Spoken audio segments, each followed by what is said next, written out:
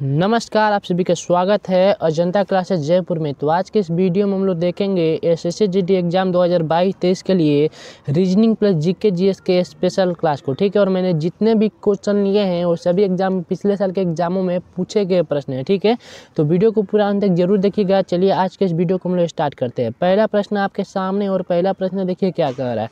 पहला प्रश्न आपका कह रहा है कि राष्ट्रीय, क्वेश्चन आपका क्या कह रहा है, राष्ट्रीय युवा दिवस किसकी स्मृति में मनाया जाता है। ठीक है, option number A Rajiv Gandhi, option number B Swami Vivekananda, option number C Subhash Chandra Bose, option number D Mahatma Gandhi. थोड़ा सा यहाँ पर टाइपिंग मिस्टेक हुआ है। ठीक है, क्वेश्चन आपके क्या कह रहा है, राष्ट्रीय युवा दिवस किसकी स्मृति में मनाया जाता है। तो याद रखिएगा स्वामी विवेकानंद की स्मृति में राष्ट्रीय युवा दिवस मनाया जाता है। और कब मनाया जाता है, तो 12 जनवरी को मनाया जाता है। 12 जनवरी को राष्ट्रीय युवा दिवस मनाया जाता है। किसके स्मृति में मनाया जाता है, तो स्वामी विवेकानंद के स्मृति में मनाया जाता है। क्लियर हुआ। चलिए इन ऑप्शन के खोपड़ी में करते हैं हम लोग छेद, एक एक ऑप्शन को हम लोग समझते हुए चलेंगे। ठीक है, पहला ऑप्शन आपका क्या है, राजीव गांधी। ठीक है, अगर आपसे कह दे कि सद्भावना दिवस, सद्भावना दिवस, ठीक है, सद्भावना दिवस किसकी स्मृति में मनाया जाता है, तो याद रखिएगा राजीव गांधी की स्मृति में सद्भावना दिवस मनाया जाता है। और कब मनाया जाता है, तो 20 अगस्त को मनाया जाता है। 20 अगस्त को मनाया जाता है। ठीक है, सद्भावना दिवस किसकी स्मृति में मनाया जाता है, तो राजीव गांधी की स्मृति में मनाया जाता है। और कब मनाया जाता है, तो 20 अगस्त को मनाया जाता है। ठीक है,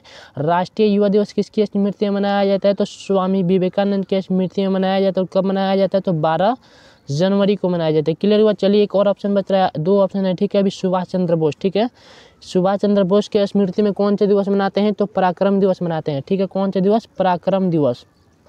ठीक है, पराक्रम दिवस मनाते हैं। और कब मनाते हैं, तो हम लोग 23 जनवरी को मनाते हैं। 23 जनवरी को मनाते हैं। क्लियर हुआ। चलिए एक और ऑप्शन बच रहा है, महात्मा गांधी। ठीक है, बात करें महात्मा गांधी की, तो आपको मालूम है कि 2 अक्टूबर को हम लोग गांधी जयंती मनाते हैं। 2 अक्टूबर को हम लोग कौन सी जयंती मनाते हैं, गांधी जयंती मनाते हैं। किसके स्मृति में मनाते हैं, तो महात्मा गांधी के स्मृति में मनाते हैं। क्लियर हुआ। चलिए अगले क्वेश्चन को हम लोग देखते हैं। अगला क्वेश्चन देखिए क्या कह रहा है। अगला क्वेश्चन आपका कह रहा है कि जर्मनी और पोलैंड की बीच की सीमा रेखा को क्या कहा जाता है। ठीक है, ये फिर क्या कहलाती है। ठीक है, जर्मनी और पोलैंड की बीच की सीमा रेखा को क्या कहा जाता है। ठीक है, ऑप्शन नंबर ए मैकमोहन रेखा, ऑप्शन नंबर बी डुरंड रेखा, ऑप्शन नंबर सी हिडनबर्ग रेखा, ऑप्शन नंबर डी इनमें से कोई नहीं। ठीक है, क्वेश्चन आपका क्या कह रहा है कि जर्मनी और पोलैंड की बीच की सीमा रेखा को क्या कहा जाता है, तो याद रखिएगा हिडनबर्ग रेखा कहा जाता है। क्या कहा जाता है, हिडनबर्ग रेखा कहा जाता है। ये इनके बीच में, जर्मनी और पोलैंड के बीच में कौन सी सीमा रेखा है, तो हिडनबर्ग रेखा है। चलिए इन ऑप्शन के खोपड़ी में करते हैं हम लोग छेद, एक एक ऑप्शन को हम लोग समझते हुए चलेंगे। ठीक है, मैकमोहन रेखा, मैकमोहन रेखा किसके किसके बीच है, तो भारत और चीन के बीच। ठीक है, भारत और चीन के बीच, भारत और चीन के बीच में कौन सी रेखा है, तो याद रखिएगा मैकमोहन रेखा है। कौन सी रेखा है, मैकमोहन रेखा है। ठीक है, बात करते हैं डुरंड रेखा, यह किसके बीच है, तो पाकिस्तान और अफगानिस्तान के बीच, पाकिस्तान और अफगानिस्तान के बीच कौन सी सीमा रेखा है, तो डुरंड रेखा है। कौन सी रेखा है, डुरंड रेखा है। एक बार और से हम लोग समझ लेते हैं, जर्मनी और पोलैंड के बीच में कौन सी सीमा रेखा है, तो याद रखिएगा हिडनबर्ग रेखा। कौन सी रेखा, हिडनबर्ग रेखा। ठीक है, और डुरंड रेखा किसके बीच है, तो पाकिस्तान और अफगानिस्तान के बीच कौन सी रेखा है, डुरंड रेखा है। ठीक है, मैकमोहन रेखा किसके बीच है, तो भारत और चीन के बीच में मैकमोहन रेखा है। ठीक है, क्लियर हुआ। चलिए अगले क्वेश्चन को हम लोग देखते हैं।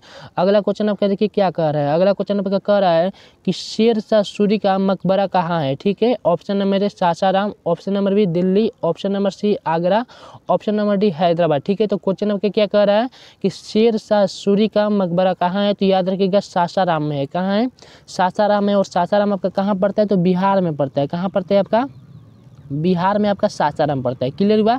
चलिए अगला ऑप्शन देखते हैं, दिल्ली, दिल्ली में किसका मकबरा है, तो हुमायूं का। किसका, हुमायूं का मकबरा है। हुमायूं का मकबरा कहाँ है, तो दिल्ली में। ठीक है, और शेरशाह सूरी का मकबरा कहाँ है, तो सासाराम में है। और सासाराम कहाँ पड़ता है, बिहार में पड़ता है। क्लियर हुआ। चलिए अगले क्वेश्चन को हम लोग देखते हैं। अगला क्वेश्चन देखिए क्या कह रहा है। अगला क्वेश्चन आपका कह रहा है कि सूर्य के सबसे नज़दीक ग्रह कौन है। ठीक है, सूर्य के सबसे नज़दीक ग्रह कौन है। ऑप्शन नंबर ए शुक्र, ऑप्शन नंबर बी पृथ्वी, ऑप्शन नंबर सी बुध, ऑप्शन नंबर डी इनमें से कोई नहीं। ठीक है, तो क्वेश्चन में क्या कह रहा है कि सूर्य के सबसे नज़दीक ग्रह कौन सा है, तो याद रखिएगा बुध है। कौन सा ग्रह है आपका, बुध है। ठीक है, 2 नंबर पर है आपका शुक्र। ठीक है, 2 नंबर पर है आपका शुक्र, और 3 नंबर पर है आपकी पृथ्वी। ठीक है, क्लियर हुआ। सूर्य के सबसे नजदीक ग्रह कौन सा है, तो बुध है। 2 नंबर पर है आपका शुक्र, 3 नंबर पर है आपका पृथ्वी। ठीक है, चलिए अगले क्वेश्चन को हम लोग देखते हैं। अगला क्वेश्चन देखिए क्या कह रहा है। अगला क्वेश्चन आपका कह रहा है कि दिल्ली किस नदी के किनारे बसा हुआ है, ठीक है, दिल्ली किस नदी के किनारे बसा हुआ है। Option number A Ganga, option number B Yamuna, option number C Gomti, option number D Kaveri, ठीक है। तो क्वेश्चन आपका क्या कह रहा है कि दिल्ली किस नदी के किनारे बसा हुआ है, तो याद रखिएगा यमुना नदी के किनारे दिल्ली बसा हुआ है। किस नदी के किनारे, यमुना नदी के किनारे दिल्ली बसा हुआ है, ठीक है। और यमुना नदी को हम लोग गंगा की सबसे बड़ी सहायक नदी भी कहते हैं, सहायक नदी भी कहते हैं। किसकी, गंगा की सबसे बड़ी सहायक नदी हम लोग यमुना नदी को कहते हैं, ठीक है। और यमुना नदी को ही हम लोग कालिंदी के नाम से जानते हैं, कालिंदी, ठीक है। और इसी को हम लोग क्या के नाम से भी जानते हैं, इसका नाम है खुला नाला, खुला नाला के नाम से हम लोग किसे जानते हैं, तो यमुना नदी को जानते हैं। और गंगा की सबसे बड़ी सहायक नदी यमुना को ही कहा जाता है, ठीक है। चलिए इस ऑप्शन को हम लोग देखते हैं, गंगा। अगर आपसे पूछ दे कि गंगा के किनारे कौन सा शहर बसा हुआ है, तो याद रखिएगा पाटलिपुत्र। कौन सा, पाटलिपुत्र, जिसे हम लोग अभी किस नाम से जानते हैं, पटना के नाम से जानते हैं। गंगा के किनारे कौन सा शहर बसा हुआ है, तो पाटलिपुत्र, और इसे हम लोग अभी पटना के नाम से जानते हैं। क्लियर हुआ। चलिए अगले क्वेश्चन को हम लोग देखते हैं। अगला क्वेश्चन देखिए क्या कह रहा है। अगला क्वेश्चन आपका कह रहा है कि भूकंपों को किस यंत्र के द्वारा मापा जाता है, ठीक है। भूकंपों को किस यंत्र के द्वारा मापा जाता है, ठीक है। Option number A barometer, option number B altimeter, option number C seismograph, option number D इनमें से कोई नहीं, ठीक है।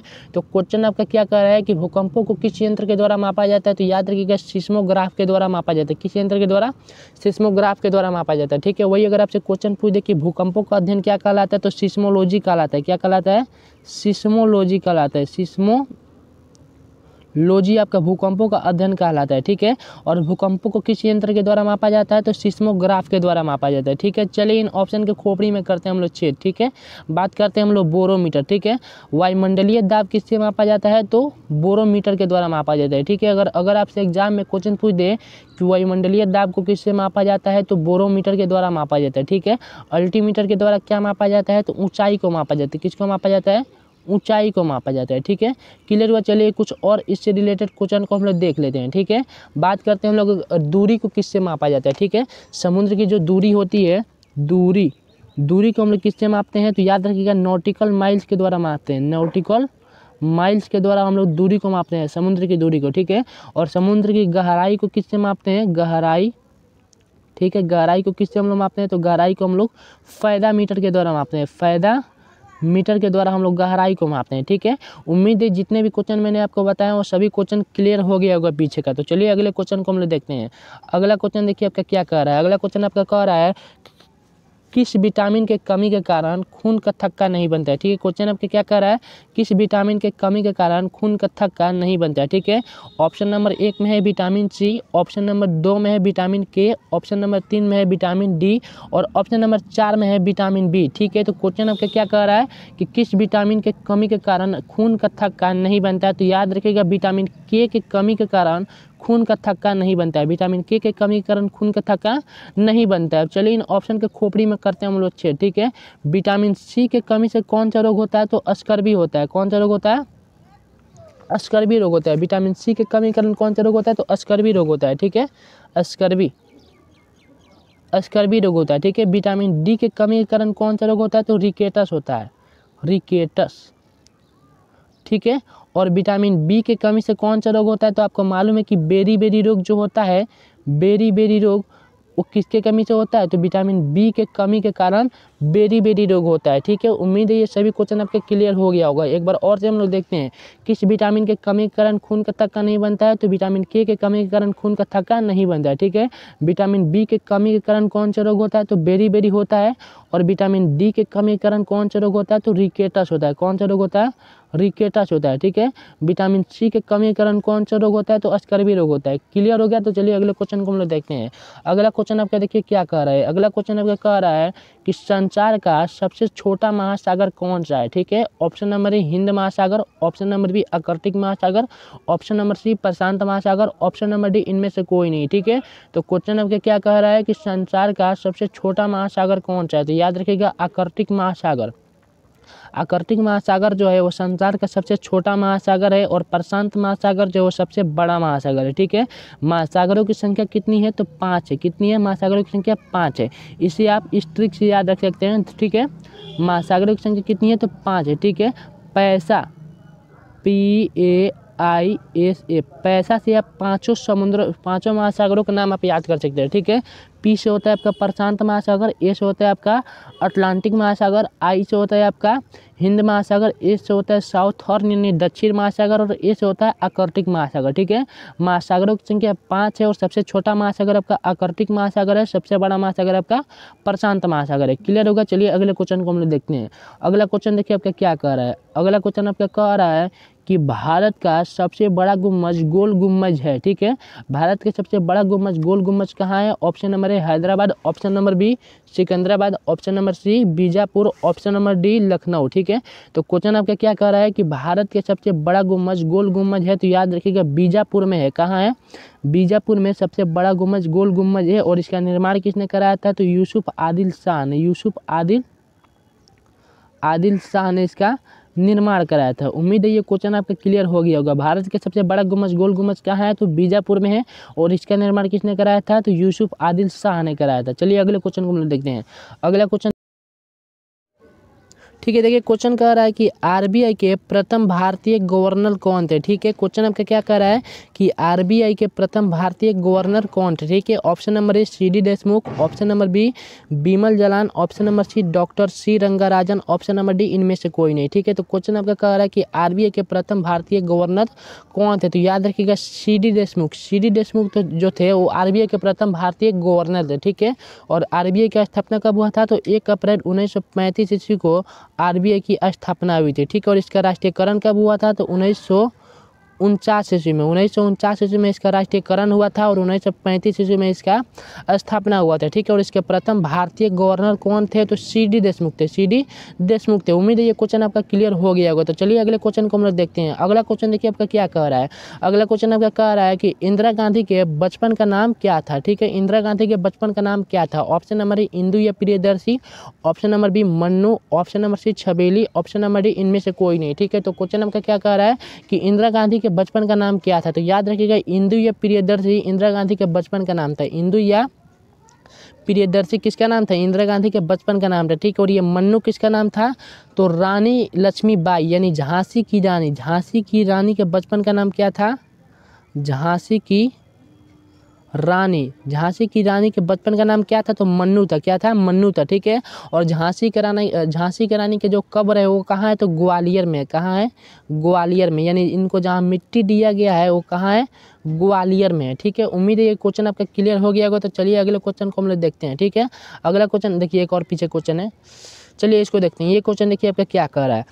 विश्व की प्रथम महिला प्रधानमंत्री कौन थी, ठीक है। क्वेश्चन आपका क्या कह रहा है कि विश्व की प्रथम महिला प्रधानमंत्री कौन थी? Option number A Margaret Thatcher, option number B Indira Gandhi, option number C S Bandaranaike है, ऑप्शन नंबर डी इनमें से कोई नहीं, ठीक है। तो क्वेश्चन आपका क्या कह रहा है कि विश्व की प्रथम महिला प्रधानमंत्री कौन थी? तो याद रखिएगा एस भंडार नायक। एस भंडार नायक जो थी वो विश्व की प्रथम महिला प्रधानमंत्री थी, ठीक है। और ये आपके कहाँ की थी? तो ये आपकी थी आपका श्रीनगर की थी। कहाँ की थी? श्रीनगर की थी आपका, श्रीलंका की थी, श्रीलंका की थी। जो ये जो एस भंडार नायक जो थी वो श्रीलंका की थी। और ये विश्व की प्रथम महिला प्रधानमंत्री थी, ठीक है। इंदिरा गांधी क्या थी? तो इंदिरा गांधी भारत की पहला महिला प्रधानमंत्री, ठीक है। इंदिरा गांधी भारत की पहली महिला प्रधानमंत्री थी, ठीक है। उम्मीद है ये क्वेश्चन आपका क्लियर हो गया होगा। तो चलिए अगले क्वेश्चन को हम लोग देखते हैं, ठीक है। अब देखिए यहाँ से आपका स्टार्ट होता है रीजनिंग का क्वेश्चन, ठीक है। यहाँ से आपका क्या स्टार्ट होता है? रीजनिंग का क्वेश्चन स्टार्ट होता है। और एक एक क्वेश्चन बहुत ही इंपॉर्टेंट है, ठीक है। जो एक टाइप का क्वेश्चन है उसको मैंने एक जगह रखा है लाइन बाय लाइन, और जो अलग अलग टाइप का क्वेश्चन है उसको मैंने अलग अलग रखा है, ठीक है। सभी क्वेश्चन को हम लोग लाइन बाय लाइन देखते हुए चलेंगे, ठीक है। बात करते हैं अगला क्वेश्चन, देखिए क्या कह रहा है। यदि कसाई चाकू का उपयोग करता है तो बताइए वाट, मतलब इसमें ये किसका यूज करता है? सही आपको चुनना है, ठीक है। कसाई अगर यदि चाकू का उपयोग करता है तो इनमें से कौन किसका उपयोग सही में करता है, ठीक है। चलिए हम लोग देखते हैं। कसाई चाकू का उपयोग करता है तो ऑप्शन नंबर ए में देखिए हुआ नाई हथौड़ा का यूज करता है। सही है? नहीं, गलत है, ठीक है। बढ़ई क्या कैंची का उपयोग करता है? नहीं करता है। बिजली मिस्त्री छेनी का उपयोग करता है? नहीं करता है, ठीक है। शिक्षक चौक का उपयोग करता है? तो हाँ भाई, शिक्षक चौक का उपयोग करता है, ठीक है। शिक्षक चौक का उपयोग करता है। तो ये आपका क्या आ जाएगा? ऑप्शन नंबर डी आपका राइट आंसर हो जाएगा, ठीक है। कसाई चाकू का उपयोग करता है तो शिक्षक चौक का उपयोग करता है। ये आपका ऑप्शन नंबर ये हो जाएगा, ऑप्शन नंबर डी आपका सही आंसर हो जाएगा, यहाँ पर आ जाएगा। ठीक है, चलिए अगले क्वेश्चन को हम लोग देखते हैं। अगला क्वेश्चन देखिए क्या कह रहा है। अगला क्वेश्चन आपका कह रहा है कि यदि आमलेट जो है वो अंडा से बनता है तो कपड़ा किससे बनता है? आमलेट अंडा से बनता है तो कपड़ा किससे बनता है? ऑप्शन नंबर ए अयस्क, ऑप्शन नंबर बी लकड़ी, ऑप्शन नंबर सी रेशा। ठीक है, तो ये आप क्वेश्चन क्या कर रहा है, यदि आमलेट जो है वो अंडा से बनता है तो कपड़ा किससे बनता है? आपका रेशे से बनता है, कपड़ा आपका रेशे से बनता है। उम्मीद है ये क्वेश्चन आपका क्लियर हो गया होगा। तो चलिए अगले क्वेश्चन को हम लोग देखते हैं। अगला क्वेश्चन देखिए आपका क्या कह रहा है। अगला क्वेश्चन आपका कह रहा है कि गौरैया चहचहाना बिल्ली बराबर वाट। ठीक है, यानी यहाँ पर क्वेश्चन क्या कह रहा है कि जो गौरैया है वो चहचहाती है, चहचहाना यानी चहचहाती है तो बिल्ली क्या करती है? ऑप्शन नंबर ए फुफकारना, ऑप्शन नंबर बी म्याऊ म्याऊ करना, ऑप्शन नंबर सी काँव काँव करना, ऑप्शन नंबर डी गुड़गुड़ाहट करना। ठीक है, तो आपको मालूम है कि बिल्ली जो है वो फुफकारती नहीं है, यानी फुफकारना नहीं करती है। बिल्ली क्या करती है? म्याऊ म्याऊ करती है। बिल्ली म्याऊ म्याऊ करती है तो ऑप्शन नंबर बी आपका राइट आंसर हो जाएगा। चलिए अगले क्वेश्चन को हम लोग देखते हैं। अगला क्वेश्चन देखिए क्या कह रहा है। अगला क्वेश्चन आपका कह रहा है कि दी गई श्रृंखला में अगला पद ज्ञात कीजिए। ठीक है, दी गई श्रृंखला में आपको अगला पद ज्ञात करना है। ठीक है, 14 है, 17 है, 22 है, 29 है, 40 है और यहाँ पर क्वेश्चन मार्क दिया हुआ है, यानी यहाँ पर अगला संख्या आपको ज्ञात करना है। ठीक है, तो चलिए हम इसमें अपना लॉजिक लगाते हैं। देखिए हर एक क्वेश्चन पे अलग अलग लॉजिक लगता है, तो यहाँ पर भी अलग लॉजिक लगेगा। ठीक है, चलिए देखते हैं, इसके भी डिफरेंस देखते हैं। ठीक है, यानी अंतर देखते हैं। 14 और 17 के बीच कितना का डिफरेंस है? तो 3 का डिफरेंस है। ठीक है, 3 का डिफरेंस है। ठीक है, और 17 और 22 के बीच कितना का डिफरेंस है? तो 5 का डिफरेंस है। ठीक है, और 22 और 29 के बीच कितना का अंतर है? तो 22 और 29 के बीच कितना का अंतर है? तो 22 का अंतर है। कितना का? 7 का अंतर है। ठीक है, 29 और 40 के बीच कितना का अंतर है? तो 11 का अंतर है। ठीक है, 11 का अंतर है और यहाँ पर आपका दिए हुए क्वेश्चन मार्क। ठीक है, तो यहाँ पर देखिए लॉजिक क्या लग रहा है। यहाँ पर जो सीरीज चल रहा है वह एक अभाज्य संख्या है। ठीक है, क्या है? अभाज्य संख्या। और किस क्रम में? तो बढ़ते हुए क्रम में अभाज्य संख्या यहाँ पर बढ़ रहा है। ठीक है, अभाज्य संख्या किसे कहते हैं? तो वैसी संख्या जो एक या स्वयं को छोड़कर अन्य किसी भी संख्या से नहीं कटे उसे हम लोग अभाज्य संख्या कहते हैं। ठीक है, तो 3 जो है वो एक या स्वयं को छोड़कर अन्य किसी भी संख्या से नहीं कटेगा, 5 भी नहीं कटेगा, 7 भी नहीं कटेगा, 11 भी नहीं कटेगा। ठीक है, यहाँ पर अभाज्य संख्या बढ़ते हुए क्रम में चल रहा है, तो आप बताइए कि 11 के बाद कौन सा अभाज्य संख्या आएगा। ठीक है, 11 के बाद कौन सा अभाज्य संख्या आएगा? तो 11 के बाद आपका आएगा 13। क्या आएगा आपका? 13 आएगा। ठीक है, और इस 13 को अगर हम लोग इस 40 में जोड़ देते हैं तो हम लोग का राइट आंसर आ जाएगा। ठीक है, तो चलिए इसको हम लोग जोड़ते हैं। ठीक है, यदि हम लोग 13 को 40 में जोड़ते हैं तो यहाँ पर क्या आ जाएगा हम लोग का? 53 आ जाएगा। क्या आ जाएगा हम लोग का?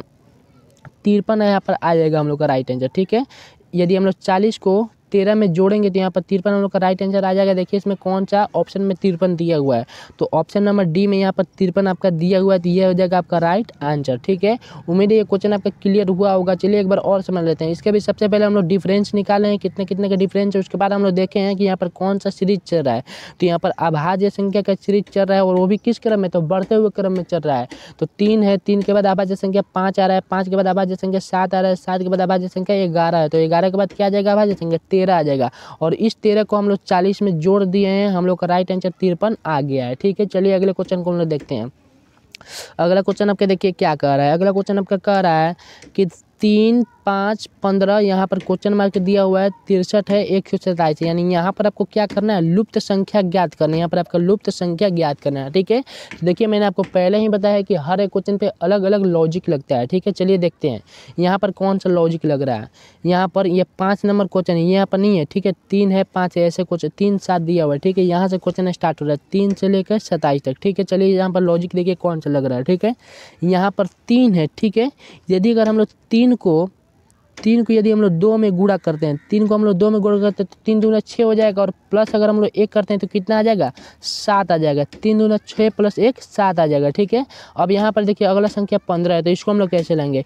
यदि अगर हम लोग 7 को 2 से गुणा करते हैं तो 7 दूना 14, और प्लस अगर हम लोग 1 करते हैं तो यहाँ पर क्या आ जाएगा? 15 आ जाएगा। 7 दूना 14 और 1 15 आ जाएगा। ठीक है, ठीक उसी प्रकार यहाँ पर प्रश्नवाचक चिन्ह दिया हुआ है, तो 15 में 2 से गुणा करेंगे और प्लस 1 करेंगे, हम लोग का आंसर आ जाएगा। ठीक है, 15 में हम 2 से गुणा करते हैं, 15 दूना 30, और प्लस अगर हम लोग 1 करते हैं तो यहाँ पर क्या आ जाएगा? 31 आ जाएगा। क्वेश्चन मार्क की जगह पर 31 आ जाएगा। चलिए हम लोग एक बार और से इसको समझते हैं। ठीक है, कैसे मैंने क्या किया हुआ है। ठीक है, यहाँ पर देखिए यहाँ 3 को अगर हम 2 से गुणा करते हैं तो 3 दूना 6 आ जाएगा, और 1 अगर हम लोग जोड़ देते हैं यहाँ पर अगला संख्या 7 आ जा रहा है। ठीक है, ठीक उसी प्रकार यहाँ पर अगला संख्या 15 है, तो इसको हम लोग कैसे लगेंगे, 7 में 2 से गुणा करेंगे, 7 दूना 14 और प्लस 1 करेंगे तो 7 दूना 14 प्लस 1 15, यहाँ पर 15 आ जा रहा है। ठीक है, और अगला प्रश्नवाचक 3 दिया हुआ है तो इसको हम लोग कैसे लगेंगे, तो 15 दूना 30 और प्लस अगर हम लोग उसमें 1 करेंगे तो हम लोग को कितना आ जाएगा, 31 आ जाएगा। तो यहाँ पर 31 आपका राइट आंसर हो जाएगा। ठीक है, 63 में अगर हम लोग 2 से गुणा करते हैं और उसमें हम लोग प्लस 1 कर देते हैं तो क्या यहाँ पर क्या आ जाएगा,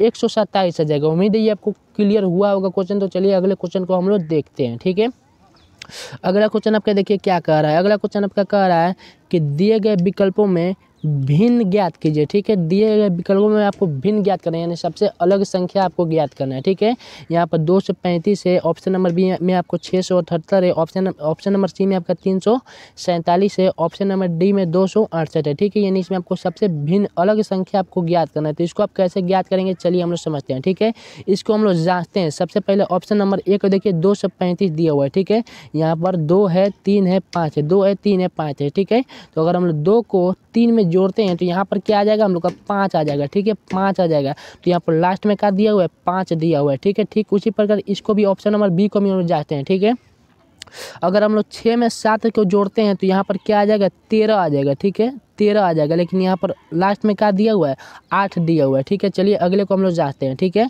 लास्ट में आपका 8 दिया हुआ है। ठीक है, अगला ऑप्शन नंबर सी देखिए क्या है, ऑप्शन नंबर सी में 347। ठीक है, यदि हम लोग 3 को और 4 को जोड़ते हैं तो यहाँ पर अंत में क्या आ जा रहा है, 7 आ जा रहा है। यहाँ पर क्या आ जा रहा है, 7 आ जा रहा है। ठीक है, ठीक उसी प्रकार यहाँ पर देखिए डी में 2 को अगर हम लोग 6 को जोड़ते हैं, 2 और 6 को जोड़ते हैं तो यहाँ पर अंत में क्या आ जा रहा है, 8 आ जा रहा है। ठीक है, यानी यहाँ पर देखिए यहाँ पर एक सीरीज फॉलो कर रहा है। अगर हम लोग ऑप्शन नंबर ए को जोड़ रहे हैं दोनों को, पहले दोनों संख्याओं को, तो यहाँ पर लास्ट वाला संख्या आ जा रहा है। ठीक है, ऑप्शन नंबर बी में अगर हम लोग पहले वाले दोनों संख्या के जोड़ते हैं तो यहाँ पर लास्ट वाला संख्या नहीं आ रहा है।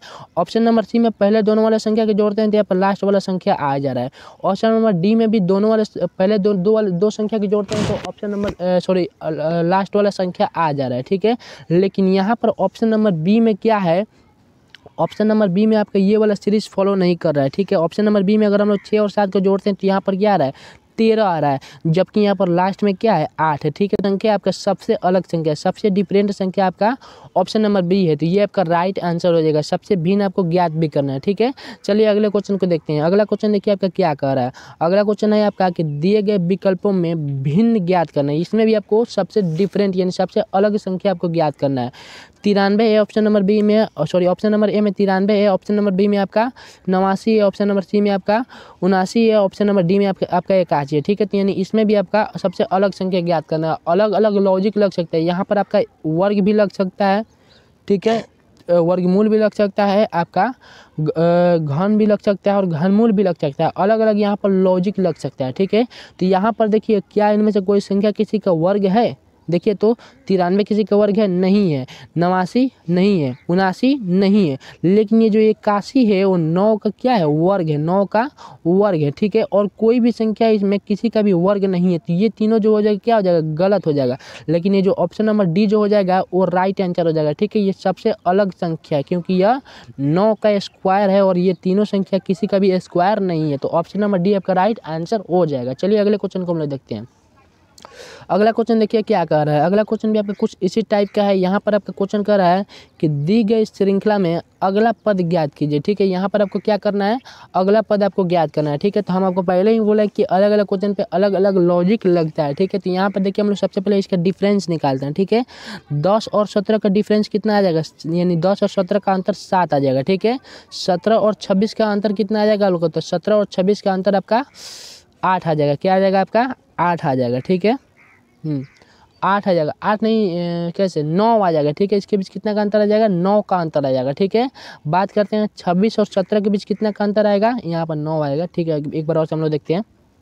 ठीक है, 10 और 17 के बीच कितना का अंतर आएगा, 7 का आएगा। ठीक है, और 17 और 26 के बीच कितना का अंतर आएगा, तो 9 का अंतर आएगा। ठीक है, और 26 और 37 के बीच कितना का अंतर आएगा, तो 11 का आएगा। ठीक है, कितना का अंतर आएगा, 11 का अंतर आएगा। ठीक है, तो यहाँ पर देखिए यहाँ पर कौन सा सीरीज चल रहा है, यहाँ पर विषम संख्या का सीरीज चल रहा है। ठीक है, 7 है, 7 के बाद 9 आ रहा है, 9 के बाद क्या आ रहा है, यहाँ पर 11 आ रहा है। तो 11 के बाद कौन सा विषम संख्या आएगा, 13 आएगा। क्या आएगा आपका, 13 आएगा। ठीक है, और इसी 13 को अगर हम लोग इस 37 में जोड़ देते हैं, हम लोग का आंसर आ जाएगा। ठीक है, तो 13 और 37 को जोड़ेंगे तो यहाँ पर क्या हो जाएगा, 37 3 40 40 10 50, इसका आंसर क्या आ जाएगा, राइट 50 आ जाएगा। ठीक है, कॉन्सेप्ट समझ में आया या नहीं कमेंट कीजिए आप। ठीक है, देखिए एक बार और चीज़ को हम लोग समझते हैं। ठीक है, 10 और 17 के बीच का अंतर कितना है, तो 7 है। ठीक है, 17 और 26 के बीच का अंतर कितना है, तो आपका 9 है। ठीक है, 26 और 37 के बीच कितना का अंतर है, तो 11 का अंतर है। ठीक है, और यहाँ पर आपका विषम संख्या का सीरीज चल रहा है, वो भी बढ़ते हुए क्रम है। ठीक है, तो 11 के बाद कौन सा विषम संख्या आएगा, तो 13 आएगा। ठीक है, और इसी 13 को हम लोग इस 37 में जोड़ दिए हैं, हम लोग का आंसर कितना आ जा रहा है, 50 आ जा रहा है। कितना आ जा रहा है, 50 आ जा रहा है। अब ऑप्शन नंबर यहाँ पर बी जो हो जाएगा वो आपका राइट आंसर हो जाएगा। ठीक है, उम्मीद है ये क्वेश्चन आपका क्लियर हो गया होगा। तो चलिए अगले क्वेश्चन को हम लोग देखते हैं। ठीक है, अगला क्वेश्चन आपका देखिए क्या कह रहा है। अगला क्वेश्चन आपका कह रहा है कि दी गई श्रृंखला में अगला पद ज्ञात करना है। इसमें भी आपको क्या करना है, अगला पद आपको ज्ञात करना है। ठीक है, तो यहाँ पर देखिए इसमें भी हम लोग डिफरेंस देखते हैं कितना कितना का डिफरेंस है। ठीक है, यहाँ पर देखिए हम लोग 10 और 17 में किसका कितना का डिफरेंस है, तो 7 का डिफरेंस है। कितना का डिफरेंस है, 7 का डिफरेंस है। ठीक है, 17 और 31 में कितना का डिफरेंस है, तो 14 का डिफरेंस है। कितना का डिफरेंस है, 14 का डिफरेंस है। ठीक है, 31 और 52 में कितना का डिफरेंस है, तो आपका 21 का डिफरेंस है। कितना का, 21 का डिफरेंस है। ठीक है, और 52 और 80 में कितना का डिफरेंस है, तो 52 और 80 में आपका 28 का डिफरेंस है। कितना का, 28 का डिफरेंस है। ठीक है, अब यहाँ पर देखिए मेन लॉजिक एकदम सबसे सिंपल क्वेश्चन है। ठीक है, यहाँ पर देखिए यहाँ पर पहाड़ा का सीरीज चल रहा है, 7 का 7 7 दूना 14 होता है। ठीक है, 7 का 7 7 दूना 14, 7 तरीका 21 होता है, और 7 चौका 28 होता है, और 7 चौका 28 होता है। फिर 7 पचे कितना होता है, तो आपका 35 होता है। कितना होता है आपका, 35 होता है। 7 पचे 35 होता है। देखिए यहाँ पर सबसे पहले हम लोग अंतर निकाले हैं, और अंतर निकालने के बाद यहाँ पर सीधे आपके सामने लॉजिक दिखाई दे रहा है। इसमें कुछ नहीं है, यहाँ पर एक पहाड़ा का सीरीज चल रहा है, 7 का पहाड़ा चल रहा है। 7 का 7 7 दूनी 14 आ रहा है, उसके बाद 7 तरीका 21 आ रहा है, उसके बाद 7 चौका 28 आ रहा है, उसके बाद 7 पचे क्या आएगा, 7 पचे 35 आ जाएगा। ठीक है, और इसी 35 को अगर हम लोग इस 80 में जोड़ देते हैं तो हम लोग का राइट आंसर आ जाएगा। ठीक है, यदि हम लोग 35 को 35 को यदि हम लोग 80 में जोड़ते हैं तो हम लोग का कितना आंसर आएगा, 115 आएगा। कितना आएगा हम लोग का, 115 आएगा। जोड़ कर देख लेते हैं एक बार हम लोग अच्छे से। ठीक है, 115 आएगा आपका राइट आंसर। ठीक है, 80 है, 80 में अगर हम लोग कितना, 80 में अगर हम लोग 7 पचे 35 35 जोड़ते हैं कितना आएगा, यहाँ पर देखिए यहाँ पर 5 आ जाएगा आपका, और 8 और 3 कितना होता है आपका, तो 8 और 3 आपका होता है 11, यानी 115 आपका राइट आंसर आ गया। कितने किस में 115, तो ऑप्शन नंबर डी में है आपका 115। ठीक है, उम्मीद है ये क्वेश्चन आपका समझ में आया होगा। यहाँ पर पहाड़ा का सीरीज चल रहा है अंतर निकालने के बाद, और 7 पचे 35 होता है, 35 को हम लोग 80 में जोड़ दिए, हम लोग का आंसर आ जा रहा है 115। ठीक है, चलिए अगले क्वेश्चन को हम लोग देखते हैं। ये लास्ट क्वेश्चन है आपका। ये क्वेश्चन देखिए आपका क्या कह रहा है। अगला क्वेश्चन आपका कह रहा है कि एक महिला की ओर संकेत करते हुए अनुज ने कहा, वह मेरी माता के पति की इकलौती पुत्र है। वह महिला अनुज से किस प्रकार का संबंधित है। ठीक है, यानी देखिए यहाँ संबंध किस प्रकार है, बड़ा रिलेशन से क्वेश्चन है ये आपका। ठीक है, देखिए ये हो गया आपका अनुज। ठीक है, और ये जो अनुज है एक महिला की तरफ संकेत करते हुए कहता है कि वह जो है, यह जो है, यह मेरी माता के, ठीक है, ये इसके माता हो गए और इसके पिता हो गए, सॉरी इसके पति हो गए। ठीक है, इसके माता के पति हो गए। ठीक है, क्वेश्चन यहाँ पर क्या कह रहा है कि एक महिला की ओर संकेत करते हुए अनुज ने कहा, ये अनुज हो गया। ठीक है, और अनुज एक महिला की ओर संकेत करते हुए कह रहा है, यह महिला है। ठीक है, ये अनुज हो गया और ये महिला है। महिला की ओर संकेत करते हुए कह रहा है कि वह मेरी माता, यानी कि माता हो गई, माता के पति, यानी कि पति होगी, माता के पति के इकलौती पुत्र है। ठीक है, यानी क्या है, ये जो अनुज है ये अनुज के माता पिता है, और इसी के माता पिता की ये इकलौती पुत्र है। ठीक है, इकलौती पुत्र है, तो वह महिला अनुज से कौन सा संबंध रखती है। ठीक है, तो ये क्या हो जाएगा, ये इसकी बहन हो जाएगी। ये जो अनुज है, अनुज के माता पिता की यह क्या है, इकलौती पुत्र है। जब ये इकलौती पुत्र हो जाएगी तो अनुज की क्या हो जाएगी, बहन हो जाएगी। सिंपल, ऑप्शन नंबर डी में ये आपका राइट आंसर दिया हुआ है। ठीक है, तो उम्मीद है जितने भी प्रश्न मैंने आपको बताए हैं और सभी प्रश्न आपको समझ में आए होंगे। तो वीडियो को लाइक कीजिएगा, चैनल को सब्सक्राइब कीजिएगा। मिलते हैं अगले वीडियो में धुआंधार प्रश्नों के साथ। ठीक है।